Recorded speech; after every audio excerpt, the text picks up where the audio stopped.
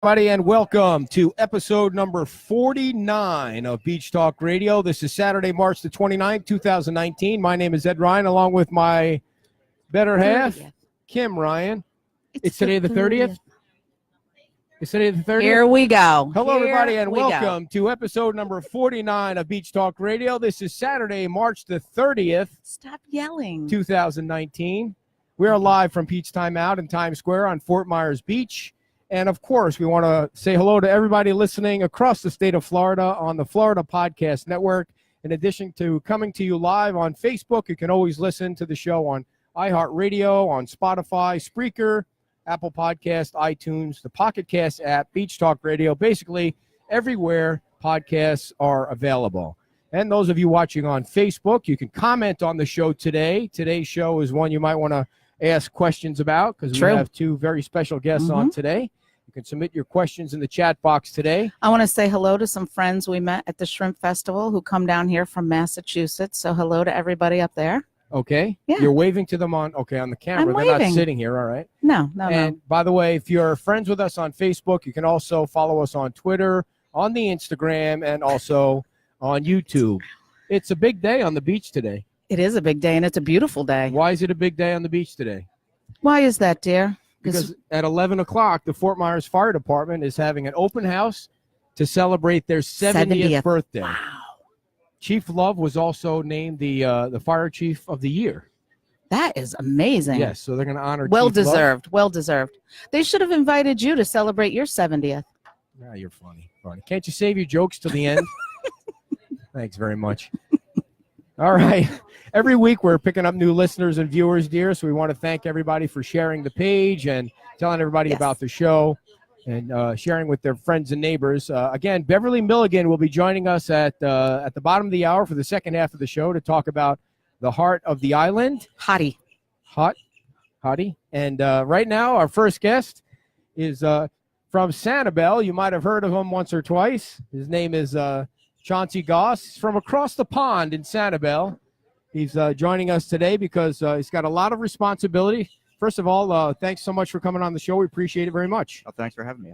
Now, tell us about your time in Sanibel. Born and raised there, and other politics there in Sanibel? Yeah, not born there, but raised there, and then did what a lot of my friends and I see a lot of folks seem to do is they leave and then they get smart and they come back. So I left for a while and I got smart and I came back, and I've been back for about 10 years now. And what are some of the things that you've been doing in Sanibel? I've been on city council for the last 4 years. I've had the pleasure of serving on that council. It's a great council. We've got a great group of people. We're led by Mayor Ruane, who I think you'll be talking to, and so we've had a really good time. I served one term. That was plenty for me, and it was a really good opportunity to give back a little bit to my community. And you're also on the Sanibel Captiva Conservation Foundation? I do. I'm a member of the Sanibel Captiva Conservation Foundation Board, which is a really good organization. It goes back over 50 years. It's been around for a long time. It's a good group of people. I'm on the board of Captains for Clean Water, another great group that's been helping out with our water quality issues. And tell us more about the Captains for Clean Water. Well, Captains was started in 2016 when we had that really bad winter, when we had the outflows from the Caloosahatchee. And all of a sudden, all the fishing guides found that they were out of business. So Captain Daniel Andrews and Captain Chris decided that they were going to go ahead and instead of fishing, they were going to start working and advocating for clean water. And they started to learn the issues like nobody's business. And they really did. They really became experts in it. And they've taken that knowledge and they've educated a lot of other fishing guides. And it's a great movement. So what else do they do? I mean, I see them all over the place on Facebook. What is their goal? How do people get involved, and how do other fishermen get involved? Yeah, generally their goal is education. So what they're trying to do is they're trying to educate people about the water quality issues, and then have those people take that education and try and affect change through their legislators. And so whether it's the county level, whether it's the city level, whether it's at the state level, or even the federal level. I've been to Washington with them. I've been to Tallahassee with them. They're very effective. So how did you get involved in the water? I was born here. I mean, I wasn't born here, but I was raised here, and it's just, it's in my blood, for lack of a better thing. It's, I've got 3 boys, and I want to make sure that water is clean for them. Eventually, they're going to have kids, and I hope that someday I'll have grandkids here. And how have you seen it change over the years? Yeah, sadly, it has changed, and it's changed for the worse. And the last last 6 years, 3 of those years have been some of the worst water quality I've ever seen here. And this summer was clearly the worst that I've ever seen. It was just our colorful summer of reds and greens, which we don't want red tide or elected. We all held our breath because we always hear promises from everyone who's running. And we didn't have to hold our breath long. No. Because in his inaugural address, he comes out and he says, hey, this is what I'm going to do. And water quality, I think, was in the second paragraph of his inaugural address, which is unbelievable to me. Then his second day in office, he comes down to Bonita and he has an executive order and it says, this is what I'm going to do on water quality. And it was decent. He's asking for $625 million, $2.5 billion over 4 years. And then in the first month of office, he asked the entire board of the governing board, all the members to resign. And I was one of the ones who was appointed, along with some others. So he's really, really affecting change and trying to put his stamp on this issue. So when you saw him ask for the resignations, what did you think?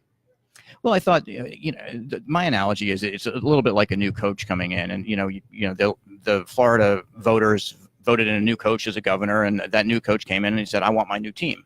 And that's it happens all the time in sports. So it's a good sports analogy to say he wants his own team. He wants a group of people that he relies on, he can trust, and that are, for lack of a better word, loyal to him. And he didn't, I don't feel he had that the old board made a decision that he had asked them not to make, and they made it. So I think he felt a little slighted by that. And so he made the decision to ask for the resignations.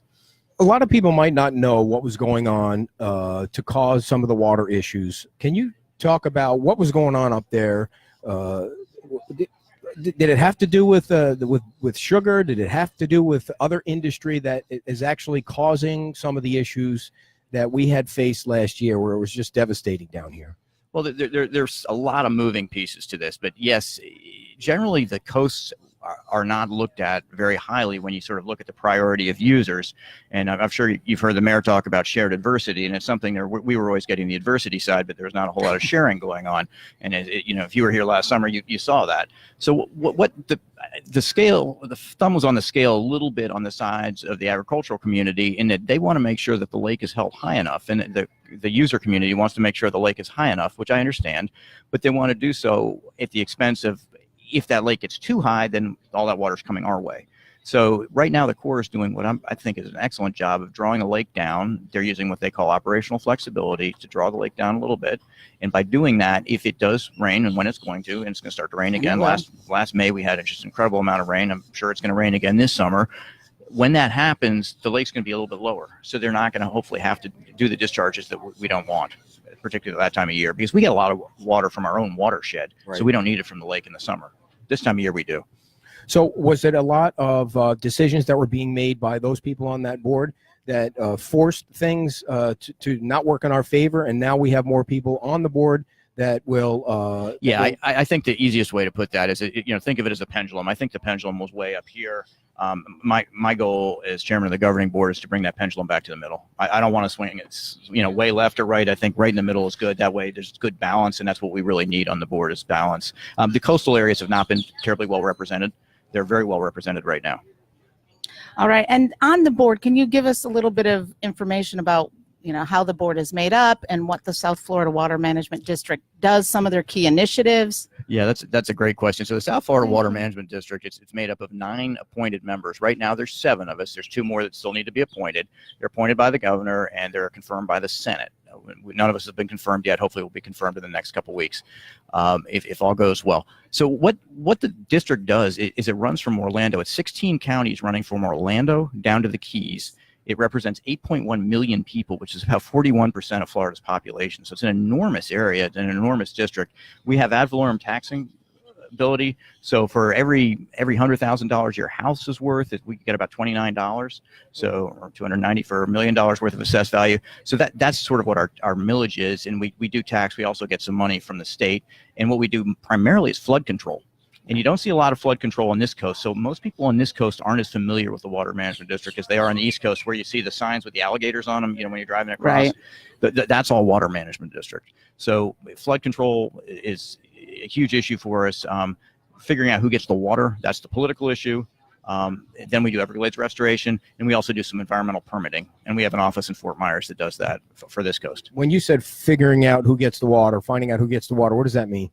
That means that we get to determine, whether it's a municipal water supply that gets the water, whether it's agricultural interest that gets the water, whether it's a new housing development that gets the water, or whether it's coastal ecosystems. So there's a lot of different there's a lot of tension there because everybody wants to have water.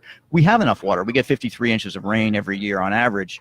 So water. Yeah, EAA area. Yeah. And that it wasn't going to be big enough. Is there some concern of that? There is concern of it, but there's not much we can do about it because it's a question of land. And if you don't have the land and you don't have a willing seller, there's really no way to get that land except through eminent domain, and that's not something anyone's interested in doing.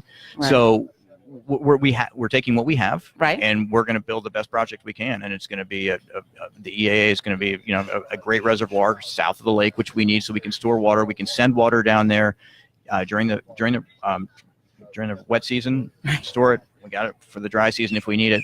Gets it out of the lake, which we don't want it in the lake because we want to make sure that we're not getting the water less. So it works out to everyone's advantage. Plus, there's a water cleaning component to it, right? Because we can't just send water. The reason people say, well, why don't you send all the water south now? The reason is we can't because it's too dirty. Right. So we have to clean it up. And the way we clean it up is through something called an STA, which is a stormwater treatment area. And it's basically a marsh. Basically kind of like a constructed wetland. Yeah, it is a constructed wetland, and basically what that wetland does is it's really good at removing phosphorus. So that's how we deal with that. And those are great projects, but they're enormous. They're huge. Right. Not the EAA reservoir, but the C43 reservoir. I went out and looked at it the other day. It's 3 miles by 6 miles. It's a big body of water. And where is that located? That's just over the Henry County line on Route 80. So if you're driving, you come to Henry County line. If you look to the left, you'll see a little canal coming in. You'll see there's some construction. If you look to the right, you can't really see it, but there will eventually be a 35-foot dike there, or berm, and a dam, I guess they're calling it. And that dam is, it's going to be as big as the Herbert Hoover Dike. Mm. Wow. One of the things the professor mentioned was that we need more wetlands. Yeah. Is that possible? I think it's probably, if you're looking at as larger areas develop, I think it's probably is. I think you can probably figure out some mitigation credits. If you've got a big subdivision coming in or a big development, you say, okay, you're going to have to store some of your water on site, and you're going to have to put some wetlands in. And we're actually working with some farmers now, some ranchers north of the lake primarily, but there's some south of the lake, and doing what they call dispersed water. So we're basically paying them to put water on their property. And they're not necessarily wetlands, but it's wet, so we are storing water there. And some of them there may be wetlands. I'm going to go out and learn about one of those projects next week, so I'll get back to you. So President Trump was in town. I don't know if it was yesterday or the day before. He was here yesterday. So. And did you get a chance to go up there, or no, is it just too crazy when he's in town? No, I wasn't on the short list there, but that was.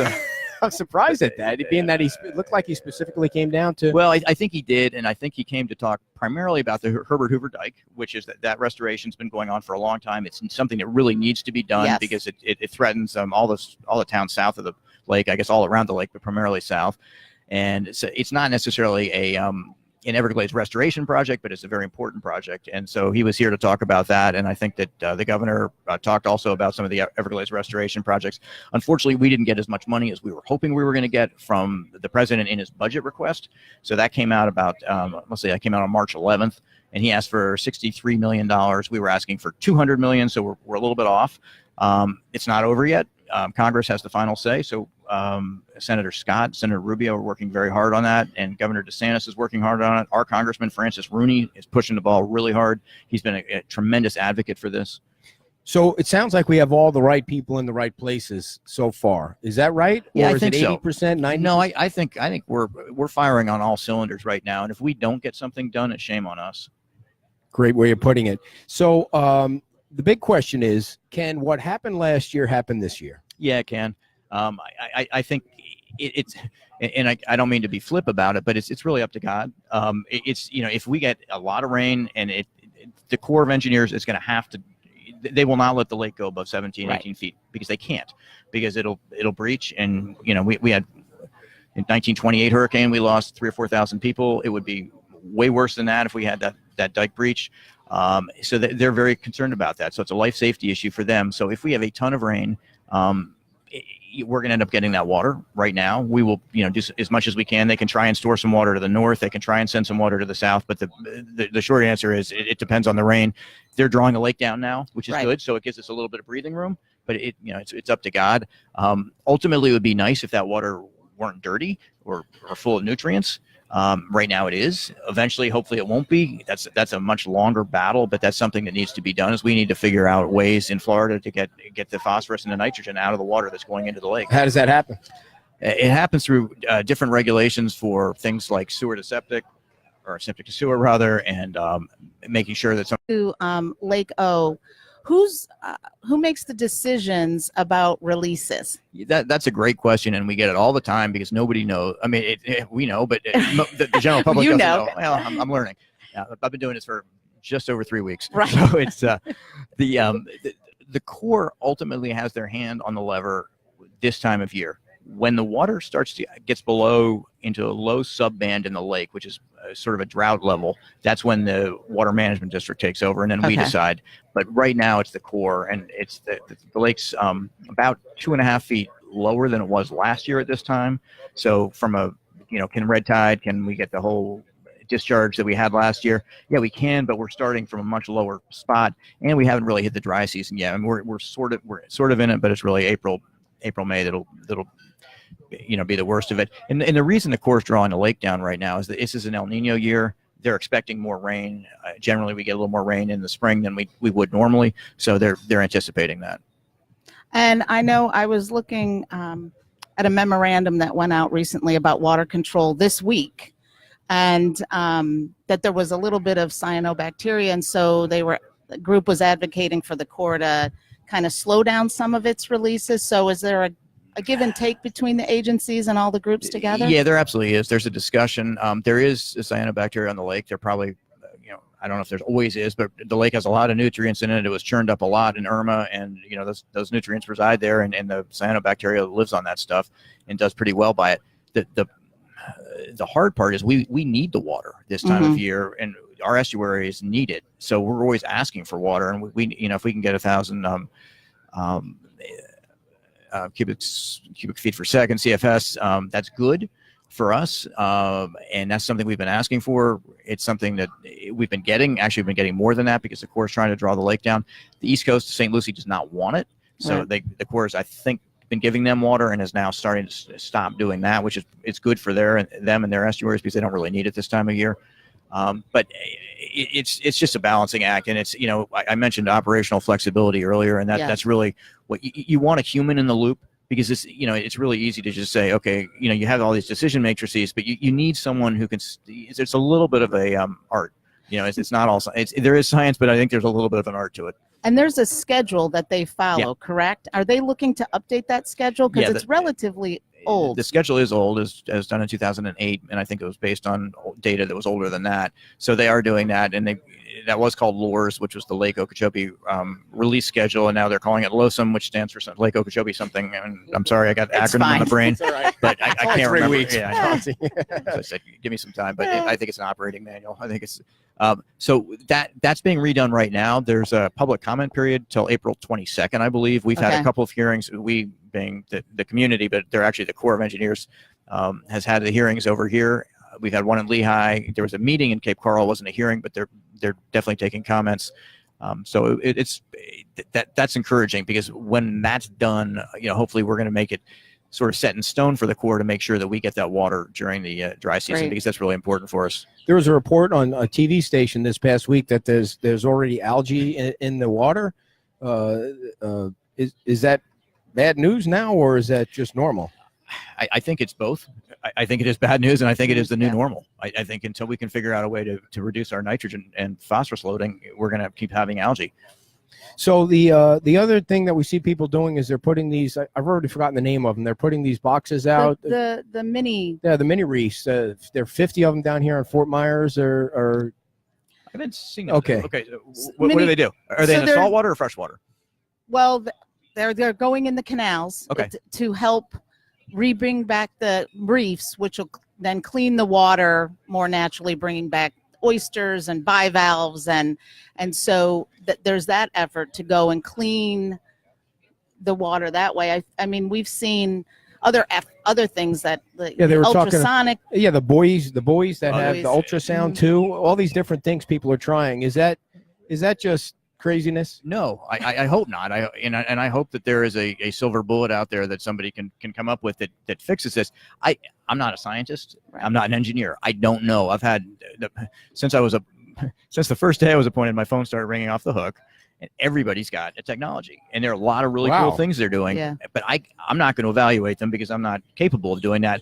But there is someone who is capable of doing that. The governor's just put a chief scientist in under him, which is going to be wonderful. So now Florida's going to have a scientist who's going to be evaluating all of this stuff. So all these new technologies, they can go up there, show him what they're doing, how they're doing it, and they can evaluate it from a scientific standpoint and say, yeah, this works. This has got potential. We're going to put a little bit of seed money into this, or this looks crazy, because some stuff probably is crazy. How many different organizations are there in addition to the board that you have that have to work on this for it all to, government aside, like the president and the Senate and the House here in Florida? Are there more agencies, or is it pretty much your group that will make things happen? No, I think that we are not alone. The sole source that's going to make it happen, but I don't think it can happen without us. So it has to. DEP, Department of Environmental Protection, has to be involved. I'd say the local communities have to be involved. In what way? And just make, I'll take Sanibel, for example. I mean, Sanibel's done a great job with best management practices on things like golf courses, making sure nutrients don't go into the water from your golf courses, making sure that nutrients don't go into water from your reclaimed water, making sure that you're taking people off of septic tanks and putting them on sewer. It's all expensive. I mean, that's the problem. This all costs money, but it's really important to do. So one of the questions that we had from a viewer or listener was about switching the septics. It's not cheap. So No, how can people do that? There is money actually there's money in the budget this year. The governor asked, I think he's got $50 million in there. I don't know if it's a revolving fund, but he's setting up funding to do that. So a municipality or subdivision or somebody can come to the state and say, hey, can you help me out with a grant?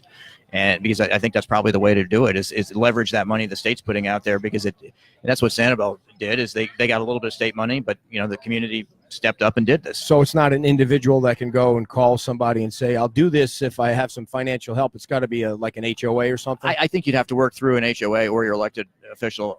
You've got to have a place to connect to. So if there's nothing to connect you can't into, be digging a hole in the neighborhood and all that. Right. So it's generally bigger than one person.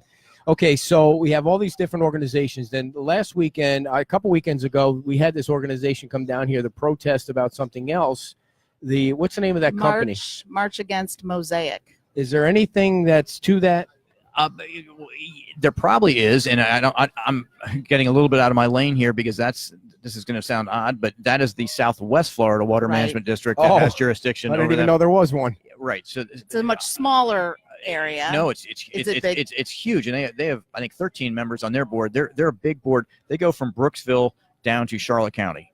Okay. So Brooksville's north of Tampa. So they've got a very, very large. They handle that a different watershed than we do. So they have Tampa, Hillsborough, and then the Peace River watershed, where we don't. So we overlap with them. The question is, and I've been asked this frequently, is, are their actions impacting our waterways? And the answer is, when you get up to Boca Grande and in that area, yeah, probably. Everything that comes out of the Peace River is going to eventually, end up down here. And if you're impacting, because we go, the South Florida Water Management District would go up to the Boca Grande, about halfway up the island, because that's where the Lee County line is. So the north end of Boca Grande, the Gasparilla Island, is actually in the Southwest Florida Water Management District. The south end is in the South Florida Water Management District, which is just a function of a line on a map. More than anything else. So it's the question, going back to Mosaic, I don't know enough about it. I do know that there's an issue with the gypsum stacks. I know that they're melting down or whatever, and there's a phosphorus issue. So that's something that's really not our issue as much as it is, I think, DEP's. What do you want the residents to do to get involved or to know so that they can play a role in helping? Well, I think that, I said that we're firing on all cylinders earlier, and I think one of the reasons is because we've had sort of a great awakening where the residents are now really involved in this. So you take a group like Captains for Clean Water, that's not going to exist unless people are fired up. People are fired up. So what people need to do is stay fired up. And one of the ways, what happens is, we're going to have a couple nice years, I hope, where it's not going to rain a lot and things are going to go back to normal. And when they do, we can't let people forget that, because that's when the legislature is probably going to take its foot off the gas, because they're going to go, wait, we've got a lot of other priorities in the state. No one's screaming about this right now, so we're not going to fund it. We need to fund all these projects to get them finished. And that's the problem. A lot of these projects have been started 20, 20 plus years ago, and they're just not finished yet. So what was the reaction of the industries that were affected most when things started to change? And is it going to be a fight with them, or are they getting in line? I think that everyone recognizes that what happened last summer can't happen again. Okay. I mean, it's just not our economy can't sustain that. Our economy in Florida is based on tourism in many ways. If we didn't have tourism, we'd have an income tax, and nobody wants an income tax. So we're fighting to make sure that doesn't happen again. And I think everybody understands that. And I think there's, from my perspective, their folks off, because if they laid their folks off, they're living paycheck to paycheck. And we saw a lot of that. And we saw our social services side got just hammered last summer. I'm on the board of United Way, and I was watching what they were doing, and I'm on the board of the Community Foundation of Southwest Florida, and I was watching what they were doing. And both those organizations kicked in big time last summer, and they're not used to, they're used to doing hurricane stuff, but this was not hurricane stuff. And this was a catastrophe, a disaster, but it was really of our own making. So how many boards are you on, Chauncey? Too many. I mean, come on. Really? How do you have time for them all? I don't. And you have a family out there, and I do. Is it true that your dad was the first mayor of Sanibel? It is. It is. Wow, great. And you were the mayor what years? No, I was never mayor. Oh, I thought you were the mayor too. No. Were you ever on the council? Yeah, I was on the council for one term, for 4 years. What was that like? It was great. A small town. Yeah. It was great. Yeah. Sanibel's such a great community. Right. And everyone's so involved. It was I shouldn't say this, but it was an easy job. It was. Sure. I get you. So go ahead. Now, I know that you have worked up in Washington and you're on budgets and finances. Yeah. And so what has that experience and those contacts, how will they help with your new position with the South Florida Water Management District? Well, I think it helps me because it gives me I've got a really good understanding of how the federal process works. I worked at the Office of Management and Budget, and I worked for the House Budget Committee. So I know the number, and that's what I do for my daytime job. So I do understand the budget, how it works. And since SERP, which is the Comprehensive Everglades Restoration Program, that is a 50-50 cost share with the federal government. The state's been really good about its share. The feds are a little, they do as good as they can, but there's a lot of competition for money in DC. So understanding how that competition works, knowing some of the people, I think was probably going to, hopefully work to the advantage of the district and to the residents of Southwest Florida, if I can use some of that knowledge to help, push the process forward for us. Now, how long is your appointment for on this committee? And it's a 4-year appointment. 4 years. And how many times do you meet? When do you meet? Can people watch the meetings on TV, on the internet, rather? Yeah, if you want to sleep. No, it's. Are they as long as the the city council meetings down here? No, they're actually. Our first meeting was 6 hours. We've had one meeting. We meet once a month. But what we're going to do is we're going to have workshops the day before the meeting. So everything we do is in the public. It's because we're Sunshine. So we'll have. You can watch them if you go to the website. South Florida Water Management District, sfwmd.gov, and you can watch the governing board meetings, and you can watch the workshops. And so what we're going to do with the workshops the day before is we're a brand new board. We're pretty new staff at the senior level, so we're going to start working through some of these issues of what are we going to do and how are we going to do it. There's a little educational component for some of the board, and that's good. And again, that's all going to be done in the public. And how big is the entire organization with all the staff members and the budget? About 1,500 people. Wow. We've got a budget that's budget's about $820 million, so it's a big budget. About $277 million of that comes from ad valorem taxation. The rest comes from come from the state, the feds, and then there's a privilege tax that folks who are growing in the EAA, the Everglades agricultural area, they pay about $11 million in to be able to grow there.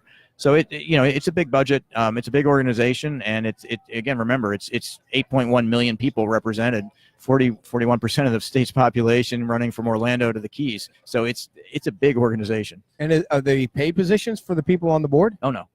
Is it all volunteer? Wow, that's a lot of time, and It is, but it's something that we're all committed to. Sure. Any other questions? Anything else you want the public to know about the water situation, how to stay on top of it, what they can do to help, anything at all? No, the only thing I'd say is just stay involved. It has been great that people are involved. What's happened, the last 3 of the last 6 years has been awful. But if anything, if it is an awakening, let's stay awake, or not woke, get as the kids would say, right. And don't become complacent. Keep the pressure on, because if you keep the pressure on, we can do the right thing. Is it going the other direction? Is it getting better, or is it flattened out, or is it unknown? I think that, as I said, I'm cautiously optimistic, or actually, I'm very optimistic. And I wouldn't have said that this summer if you'd had me on. I would have been pretty despondent. So, I think the elections were. I think the elections combined with what happened this summer is sort of a game changer for us. Awesome. Well, thank you so much for coming on. Really appreciate you coming down from thank you so much. Sanibel and it's not that far. Things out. We know, but it's very nice of you to come on and spend some time. Appreciate it very much. Thanks. Thank Chauncey you. Goss, everybody. Thank you very much for coming on and telling us all about what's going on with the water situation on, I guess in the state of Florida. That was nice. And I do want to apologize to the Facebook watchers, and that's why you should always have the audio as backup.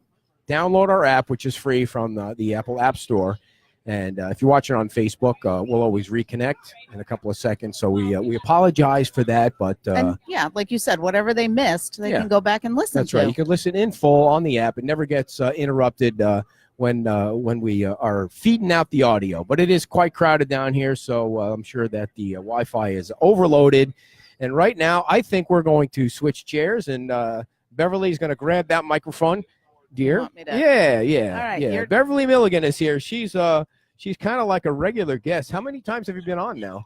I think this is my third. At least your third time. Yeah, I was trying to do the math, how many shows you have and divide that out and see what my stats are compared to others. I think every See where time you rank. I think every time you've come on, it's been a different subject. That's true. So That's true. real quick, I don't want to get stuck on it, but very happy with the election. Yeah. I think there's a new vibe on the island. I think everybody is feeling pretty positive, Right. and the voters spoke. Right. And we appreciate you inviting us to do the forum. That was really cool. We met some nice people, and we're happy to do it again. You guys We're did still an around. amazing job. Oh, thank you. You Here's your really flag. did great. They were actually serious. Yeah. They Yeah. were serious. It's very and, serious. Right. Yes. And all the and candidates were there. balanced Yeah. Yeah. And so now the other thing was you closed down one of the organizations, right? And Well, it looks like the Estero Tax Payers Association will be dissolving. okay. The women's club is very, very, very active and going to be expanding because I can dedicate more time to it. So What's going on there? Talk about that real quick. the women's club. Yes. Well, we've just launched a capital improvement campaign, and what we're hoping to do is raise enough money to do a renovation. It's been well over 30 years since any Wow. real tangible work has been done, and we want to upgrade it. So of course we haven't seen any improved technology or anything of that sort, and there's a stage there, so we're going to try and bring that back and restore the beauty of the building and expand on it. 30 years. What is the main function of the women's club? What do you do? Well, we're a group of members. By the way, we're Not both all, men that's and right. women. Men are more than welcome. And in fact, at our last members meeting, we were saying we're going to do a little bit more of a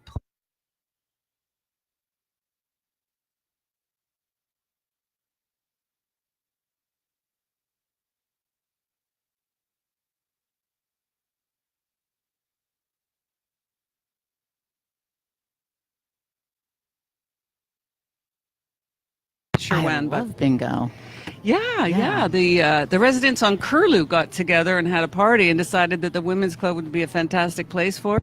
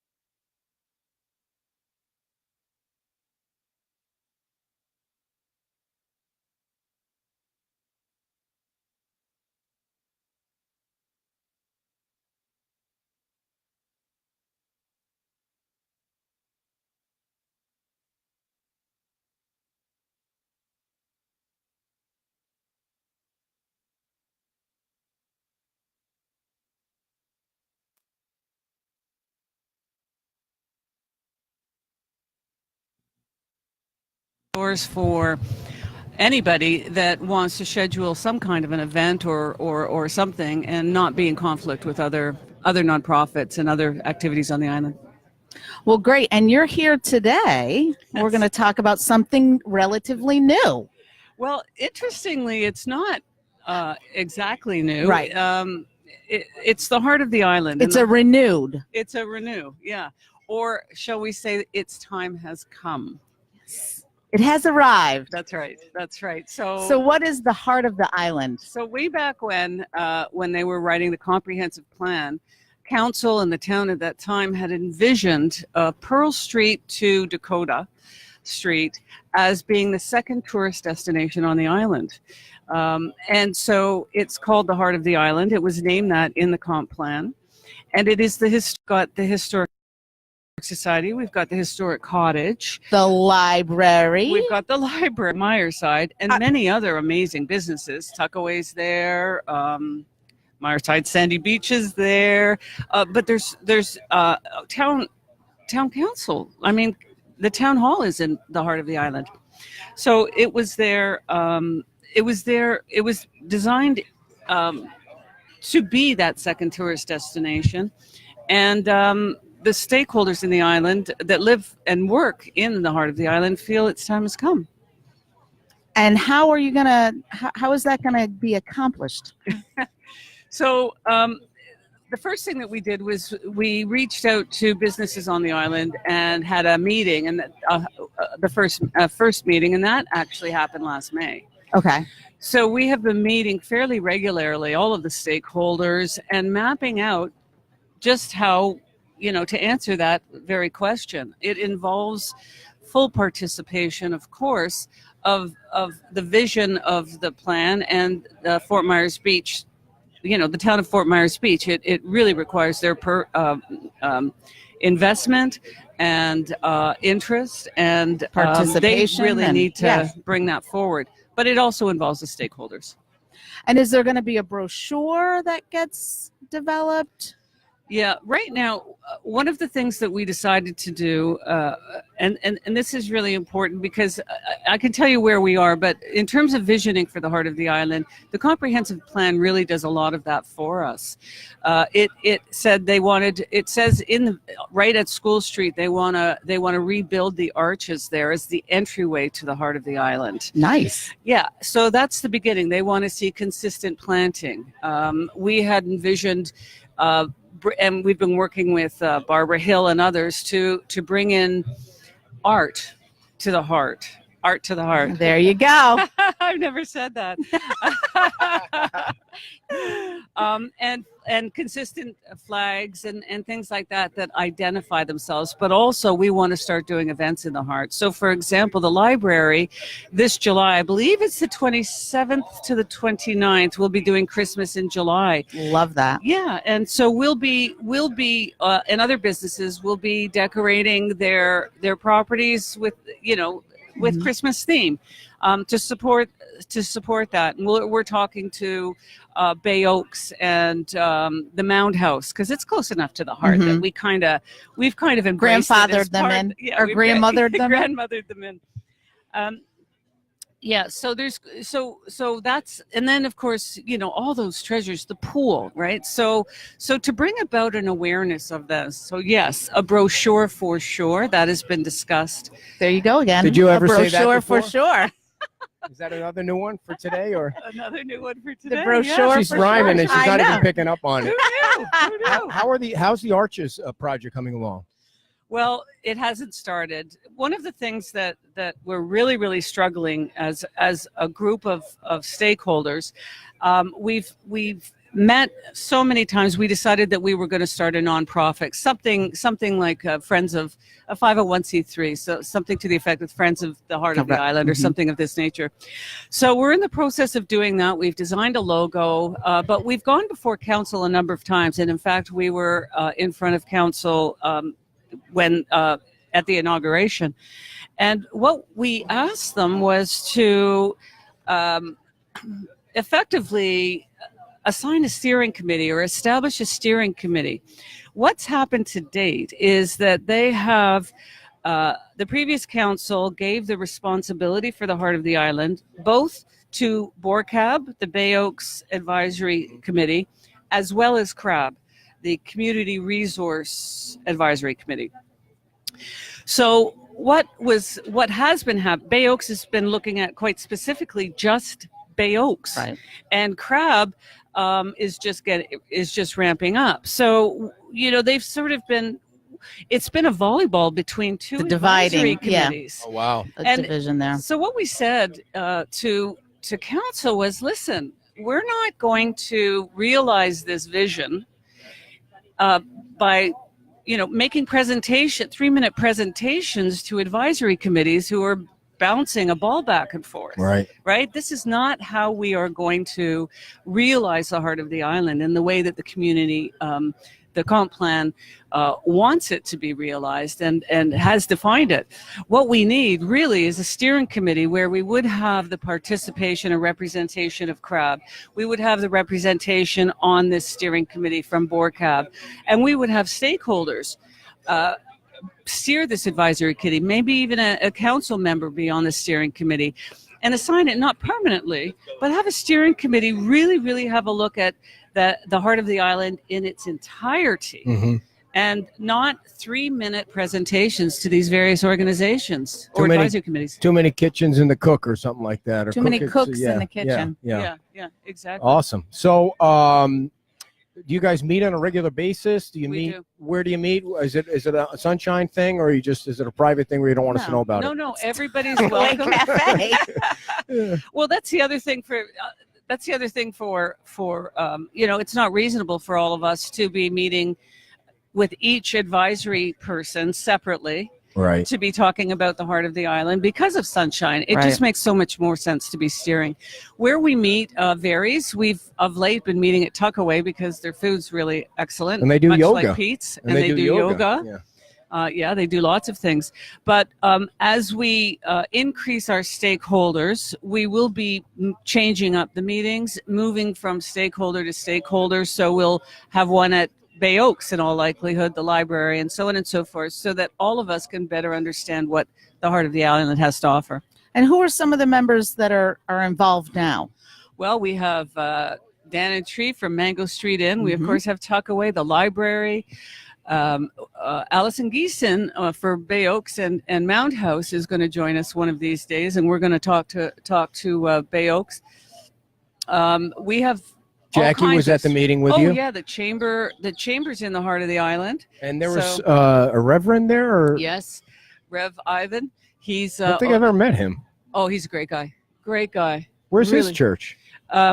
He's actually adjacent to the library. Oh, okay. So he's right in the core part of the heart.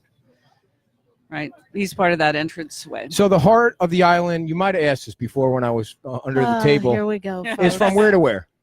So it is from Pearl Street Okay. to Denora Street. So it also includes the Red Coconut, and that's a property just waiting to be developed. And also we've grandmothered in the Mount House because it's so close. Now, were you at the Mound House event the other night? I heard they had a big celebration last Friday. Oh, you know what? I missed it. I was out of town. Okay. But it was at the Women's Club. It wasn't at the Mound House. No, it was at the Women's Club, and the comments I got was, this looks like it's going to be a yearly event. It's going to be the Hallmark March event for the island. Very nice. It was so successful. And by the way, Jackie from the chamber and myself, we got a dinner. We bought a dinner with Anita Saracita. How much are they going for I've now? heard about those boy. dinners Oh. are fantastic. It'd be nice if we Wonderful. got invited to something with Anita. She We're gonna was have like to our bid on second it. guest, and now we don't hear from her anymore because she's the mayor. I've heard about those dinners. Oh, they I are need so to get good. a ticket. Well, you're going to have to be nice to Jackie and Bev. Oh, That's all I can say. are you selling it? Are you selling it? Is it? Do you get a It's plus actually one? a dinner. No, it's for 8. It's 8 Wow. people are allowed to Now, to attend the dinner. you so- guys have come up with a bunch of events that are going to be yearly. The chili thing was the first one, right? The chili contest. Well, that was part of the Christmas Tree Festival, and Yeah. that will be a yearly thing. It was so successful, and it really launched our open door policy at the women's club. So yeah, we'll be doing that again. And the Putt and Pub was super successful. Yeah. You know, and of course, Bridge is ongoing, and we offer lessons now. Here we are. We've jumped from Heart of the Island back to the women's club. Both of these issues I'm pretty passionate about. What's this drag queen bingo thing that you keep bringing up, and that you keep bringing up, and that you keep saying we have to have somebody on? What's this all about? So it's super fun. And it's at the Naughty Parrot. And what they do is the Women's Club was the nonprofit for February, for Friday night February. There we go again. So what they do is they any revenues that they make from the bingo, 50% of it goes to a nonprofit. And it was so successful in season that they introduced a Tuesday. So they do it now Tuesday and Friday. So 2 nonprofits every single month benefit from the bingo. Okay, so everyone gets dressed up in drag. Is that what it is, or is that just the name of it? Everyone comes normally dressed. Up for that. It's just I can't be. Master ceremonies for the bingo we do at the women's club. There you go. How about that? I can't ever. And you don't have to dress up. All right. Hey, I'm happy to do that. You know that. I love that stuff. I'm a little shy at the beginning, but a blue moon or two, and I loosen up, and everything will be fine. Except for when I'm doing the debates with the candidates. So one of the things that we're actually hoping to talk to Bayeux again is bringing back the Muscle Man competitions they used to have there. And I remember when we first started Myerside, there was no place to even park because it was a huge event. And what is a Muscle Man contest? Well, do you mean a body build, like a body building? They had them on the beach? Well, they used to. Oh, I didn't know that. We're going to be talking to Bayeux about maybe bringing it back because we really love see to help with that. Yeah. And what about Kevin Rowan too? He'd probably win the trophy. This guy. Yeah, those are great fun. Training for them is not fun, but they're fun to watch and see how people are dedicated to fitness like that. Yeah, and so they used to have them at Bayeux, and it was just so packed. There was no parking anywhere. Yeah. It was so these types of big events we're going to be bringing back to the Heart of the Island. We hope. Awesome. With the cooperation and hopefully with the steering committee established to lead the way. Anything else you want to talk about that's going on? How are things going at Myerside? The code enforcement people off your back finally? Yeah. It probably cut off just like that, didn't it? That was a fly. Sure. You don't want me to get into the politics, yeah, do you? No, we've worked our way through the code enforcement debacle, and nice. And we're just having a great season and hoping for clean water. Yeah. Because it's all about that, right? If we don't have clean water, why else are people here? What is your opinion on, after all the water issues we had, on how things wound up? I mean, we got like 3 weeks left because Easter's later, but how do you think things will wind up for season here? Well, I think everybody's had a pretty good season. Cool. It's a big relief.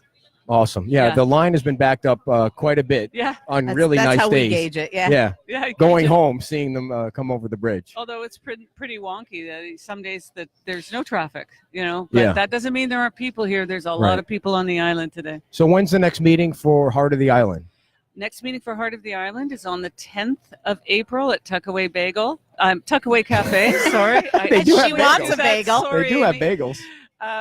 And we're going to have the community resource, the sheriff's office, somebody from the sheriff's office that focuses on community resource, because what the whole library, that tragedy at the library, of course, that was in the heart. And so we just thought it would be great to have someone come and talk to us about our unique issues in the heart, the challenges, and what we can do to really, make sure our neighborhood is safe. And they did elect or vote in a new library director the other night.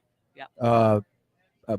Posner, is that right? I have to look it up. Yeah, but he's been around for a while, and he said he didn't want to do it, and then I think they talked him into it, and after a while he said, "Yeah, this is for me." So well, he's super qualified and committed, and he's demonstrated his knowledge. They're such nice people over there, all of them. What a great facility, and it's just a super place to go to. Yeah. So. Yeah. And a great looking building right down there too. I mean, that thing is like a castle. That building So- is fantastic. I think what's coming up soon is the Crab Leadership Conference, and they put an ad in the newspaper. I would really encourage everybody to look for that ad, and it's free. And what happens is over 2 days, you get taken to all of the attractions on the island. You Cool. see everything. You meet council. One of the tours is the library, and it is an extraordinary building. I mean, you have no idea. It may be good looking, that everybody But has their opinion. functionality of that building. The way is- it functions Mhm, and the mhm. thought that how it works operationally, it really doesn't have much of a thumbprint, and Right. so it's really a treasure. So go What ahead. was that again? Where can people find these tours? What? So it happens once every 2 years. It's called the Leadership Conference. Okay. And it's you would reach out to the Community Resource Advisory Committee.